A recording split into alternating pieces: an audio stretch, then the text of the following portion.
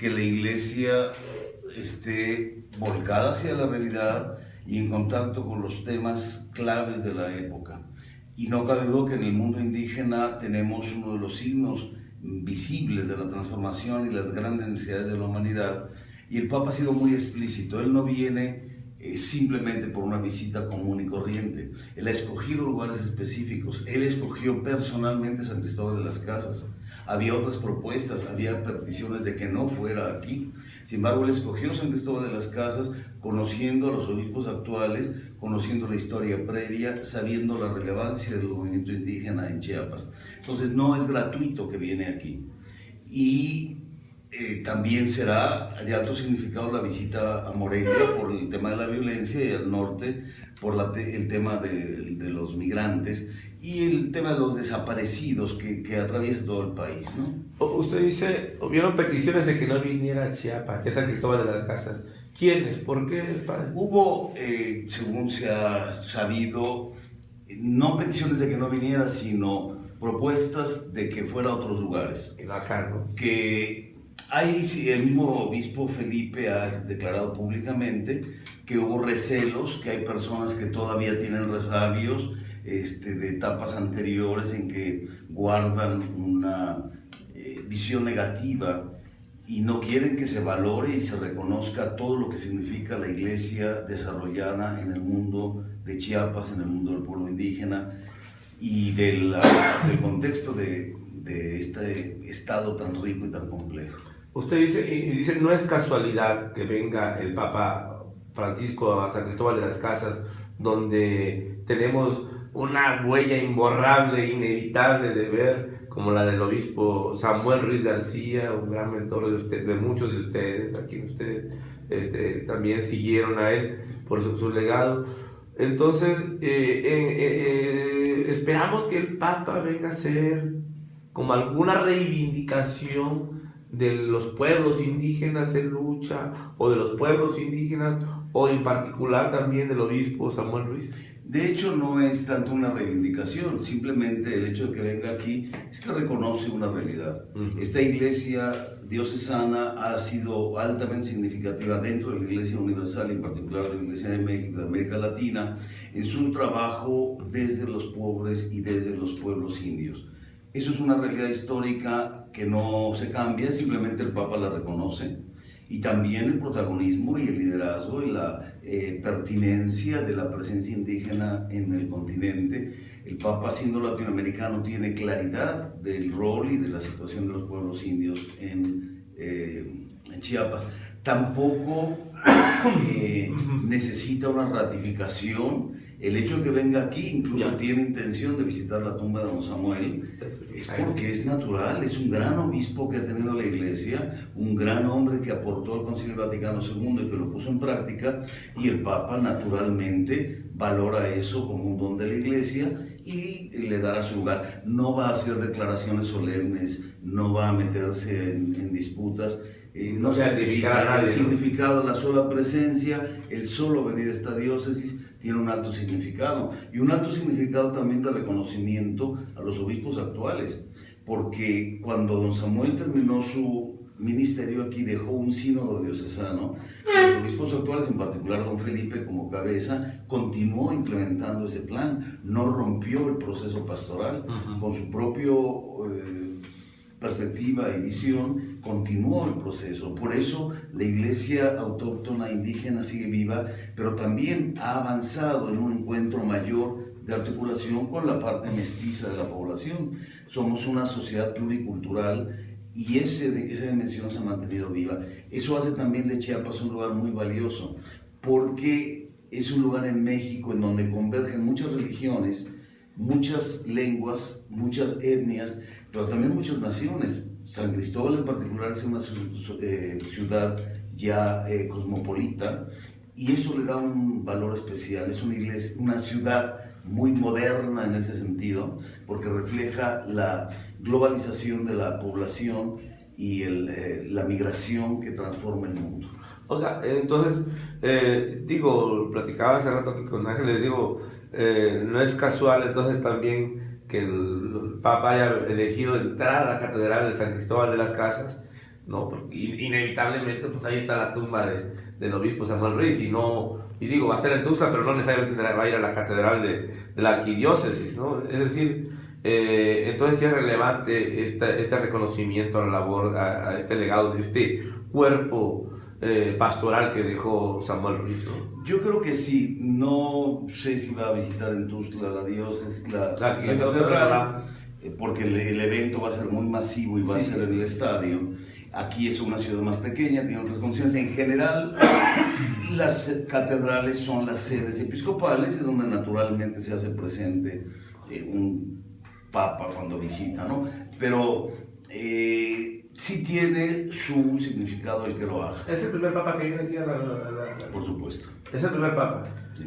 A San Cristóbal. Y después, ¿qué se espera de la visita del papa después de su visita, cuando hemos tenido un avance impresionante de demasiadas sectas y grupos religiosos que han ido mermando, carcomiendo poco a poco a esta fuerza? Digo, siguen siendo fuertes, pero no hay que, digo, no vamos a desestimar que también se han metido diferentes grupos religiosos de otras. Bueno, parte de la globalización contemporánea es exactamente la diversidad religiosa. Ajá. Lo que hemos de aprender, y la visita del Papa lo va a impulsar también, a promover el respeto y la colaboración entre las diferentes religiones. Es cierto que hay católicos que han pasado a otras denominaciones protestantes, o incluso se han alejado más. Incluso los musulmanes que existen en San Cristóbal, su origen antiguo era católico, después fueron protestantes en diferentes iglesias evangélicas y acabaron en el Islam. Entonces, estos fenómenos sociales son naturales. La transformación de una sociedad con una sola iglesia, una sola religión, etcétera, es cosa del pasado. Y también las deficiencias y las fallas a veces en la evangelización hizo que algunas personas no hubieran asimilado a profundidad el significado del catolicismo y buscaron en las denominaciones protestantes respuestas. Algunos no lo encontraron y regresaron, otros se disuelven en el anonimato. Entonces, no hay un espíritu de competencia, de a ver si ahora les ganamos a los protestantes, no, simplemente necesitamos respetarnos, conocernos, colaborar, buscar convergencia en donde es fundamental. Y creo que la llamada del Papa es: atendamos a la verdad de los pueblos indios que tienen un gran aporte para América Latina y que han sido relegados, despreciados, manipulados. Atendamos a los que sufren la violencia, a los migrantes, a los desaparecidos. Esa es la llamada, y ahí es donde debemos converger. A mí me encantará seguir trabajando con otras iglesias en los esfuerzos por los migrantes, por los derechos humanos, por los niños de la calle. La mayoría de los niños de la calle que atendemos en Melesio Joal no son católicos.